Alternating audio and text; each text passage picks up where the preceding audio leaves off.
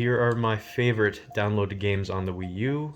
Some hidden gems here, some pretty common ones, but yeah, these are all my downloaded ones. Not too many Nintendo, mainly indie games. I was very much into the indie game scene throughout the Wii U and the 3DS. So yeah, let's just get started.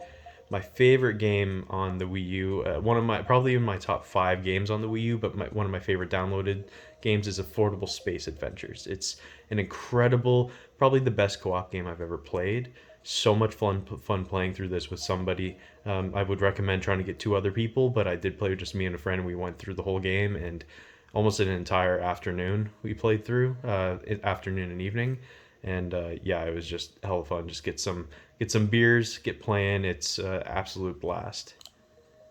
Runbow, played this a ton with parties and stuff like that. The music's fantastic. Great little party platforming game, and you can have up to 8 people playing at a time. It's really a lot of fun.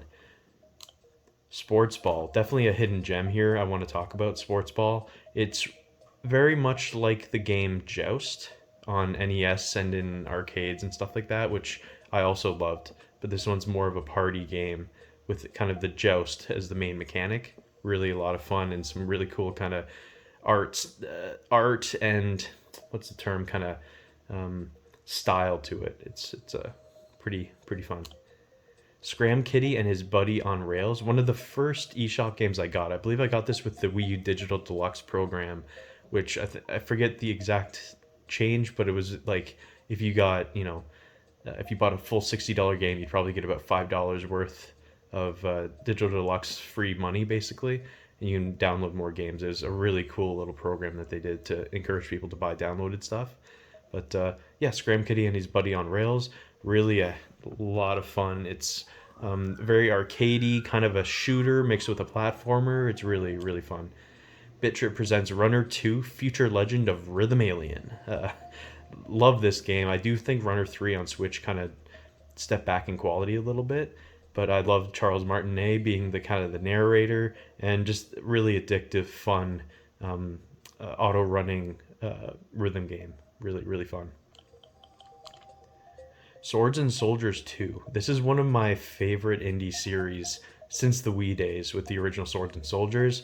It's been released on so many other platforms, but when they announced Swords and Soldiers 2 was coming out, I was so excited and I loved the game playing through it. Really got to pick it up and play through it again, but it's a really fun real-time strategy, tower defense kind of game. It's kind of a little bit tough to explain, but it's really a lot of fun, kind of like an RTS. Fast Racing Neo. Everyone kind of knows this by Fast RMX now on the Switch, but yeah, Shinin do fantastic work. This game is gorgeous and plays really well. It's really the F-Zero game that Nintendo fans kind of really wanted, and yeah, it's really a lot of fun. Guacamelee Super Turbo Championship Edition. First time I played this game, heck of a lot of fun. Really good, amazing Metroidvania game. Still haven't played Guacamelee 2. I heard it's not as good, but I do have it on Switch, and I'm just waiting to actually sit down and play it. Armillo, which was definitely, I think, kind of a hidden gem. I feel like it's got quite a bit of attention, at least recently. But it's similar to like a 3D Sonic game, but over planetoids, similar to like Mario Galaxy. It's not as fast, not as polished, but as far as a hidden gem indie game on the Switch, this is definitely one to take a look at. It's really a lot of fun. Freedom Planet, I think this was a Kickstarter game and it went through a lot of things, but yeah, this is basically Sonic done incredibly well in 2D Sonic. It's a lot of fun. Really good game. Cloudberry Kingdom, this is a really hard as nails procedurally generated platformer, very precision based. It's really fun, pretty bland looking when you see it, but actually playing it, it's really addictive, and it's for people who are hardcore into platformers. It's really a fun game. Teslagrad, another really good game here, actually. It is kind of I wouldn't say Metroidvania, but it is like a 2D platformer, action platformer. And yeah, no, it's really cool. It has some really cool art style, and I love the whole Tesla kind of aesthetic with electricity and stuff. It was a really fun game. Definitely worth the buy. Shantae and the Pirate's Curse. I'll admit I didn't play Pirate's Curse much on the Wii U. I think I played it mainly on the 3DS. I love the 3D in these games. But yeah, Pirate's Curse is one of the best Shantae games ever made. X-Type Plus, definitely another hidden gem here. Not a big game. I think it was sold for maybe $2.99 back in the day, maybe $2. But yeah, it's a an arcade shooter, top-down shooter, and very high score based. I remember I used to really be fighting on the leaderboards a lot. Weekly I'd always be in the top five. All time I think I was in the top 20. Really, really a lot of fun. Chariot, another really good co-op game. The Wii U had some really incredible co-op game experiences, but yeah, Chariot, I think it's also on Switch now, so maybe take a look at it there. But yeah, it's really cool. It's kind of like a 2D platformer, but you're carrying around a king in a chariot, and you're having to throw ropes and connect it to one end of the chariot, and have someone else throw other ropes, and using a lot of physics puzzles to kind of move around the environment. It's really, really a lot of fun. NES Remix, really fantastic idea by Nintendo. I would love to see them release this on Switch, or to do another one, maybe Super NES Remix. That'd be an amazing ad to throw into the Nintendo Switch. Xeodrifter from Renegade Kid or Atui. Yeah, really fantastic Metroidvania. Probably one of their best games they've made. Yeah, it's a small, concise, but it's incredibly well made with some really good music and visuals. Again, I played this mainly on the 3DS. The 3D just again looked awesome, but it's nice to see it on the Wii U. Ollie Ollie. Everyone kind of knows this. Ollie Ollie 2 and Ollie Ollie World recently released on Switch and other platforms. But yeah, really fun kind of arcade, high score kind of skateboarding game. It's fun. Severed. Honestly, I didn't play a lot of this, but I did play through. I'd say probably 2/3 of the game. And yeah, no, it's a lot of fun. I'm trying to remember who the developers are. It's slipping my mind right now, but um, I think it might have been Guacamelee, and then they did Severed. I might be getting it mixed up, but yeah, the developers are really good, and Severed's a really fun kind of first-person dungeon crawler type game. Never Alone. This is kind of a learning experience game, but as a 2D platformer running through like the Arctic. Really fun. It's kind of goes over indigenous folklore and stuff like that. It's really, really cool. The Fall, kind of an interesting 2D Metroidvania horror-esque kind of game. They do have The Fall Part 2 out as well, a sequel. But yeah, no, The Fall, really, really good game. Pirate Pop Plus, I mentioned this in my 3DS Hidden Gem video. Again, I played it mainly on 3DS, I believe, but yeah, Pirate Pop Plus here. Really fun arcadey style game. Ultratron, another kind of a shooter. It's a fun game. Wooden Sensei, good platformer. Not amazing, but definitely worth a play. I think it's just would be considered another one of the hidden gems. It's a really fun 2D platformer. Has a kind of a grapple kind of ability and some pretty fun levels. Game and Wario, again, I usually put these Nintendo ones a little bit further down the list. I want to put the spotlight on some other games, but Game and Wario was a lot of fun. I did get this as a Club Nintendo reward, I believe, when they were leaving. I believe when Club Nintendo closed down, they gave, I forget what it was, either you could get a whole bunch of different games at the end of the year, and you had a selection for free of a bunch of downloaded Wii U games, or I think there might have been a couple physical things that you can get. Not remembering it exactly, but yeah, Game of Wario I got with that, and yeah, has some really fun little games. Not a typical WarioWare type game, but yeah, it's definitely fun.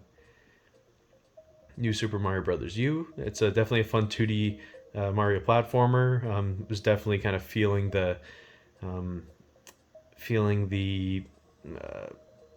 it was definitely getting a little bit boring playing the 2D Mario games. There's so much coming out at that time, but yeah, it's definitely a good one. SteamWorld Dig, this would be way up higher on the list if I did mainly play it on the 3DS. Really fun 2D platform, and obviously the SteamWorld series is a really great big series by was Image and Form and now Thunderful Games. Earthbound, one of the few VC titles I actually purchased. Yeah, really cool to see Earthbound come out. And yeah, hopefully Mother 3 comes out soon. Nova 111, I'd say this is another sort of hidden gem. It's a pretty fun, kind of a puzzle adventure game, I'd say. Woe Dave, fun little arcade game, very quick and small, but pretty fun for what it is.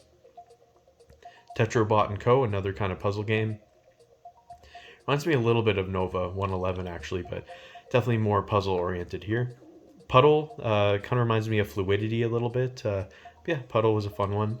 Block Drop U and Block Drop X Twisted Fusion. These were from one of the most infamous developers and supporters of the Wii U eShop, RC Madiax, I believe. And he did a lot of the really shitty shovelware, crappy games, but one of the ones that really kind of put them on the map was Block Drop U. It's not well made, it's not anything too special, but it's a pretty simple concept, fun enough. A few levels, and yeah, it was cheap, so yeah, I enjoyed this one for sure. And Block Drop X Twisted Fusion, it's kind of a build up on Block Drop U. Think of it as a sequel. Color Bombs, another one from RC Madiax, not that great. It's really, you just tap the screen where there's a spot and you try to do chain reactions. It's not that great at all. Child of Light, I never actually played through, but I hear really good things. Stealth Inc. 2, A Game of Clones. I played a little bit of this on Steam, never played it on Wii U. Really should at some point. I always heard that the Stealth Inc. games are a lot of fun. Star Fox Zero, The Battle Begins plus Training. Probably should have had this in the demos, but yeah, you've played this before Star Fox Zero. Fatal Frame Maiden of Blackwater. I don't believe I actually purchased the whole game. This was just the original, the prologue mission, I believe, and then the rest you would download from the eShop. Rivers of Alice Extended Edition. Never played this. I must have got it on a very cheap sale or something. Amiibo Tap.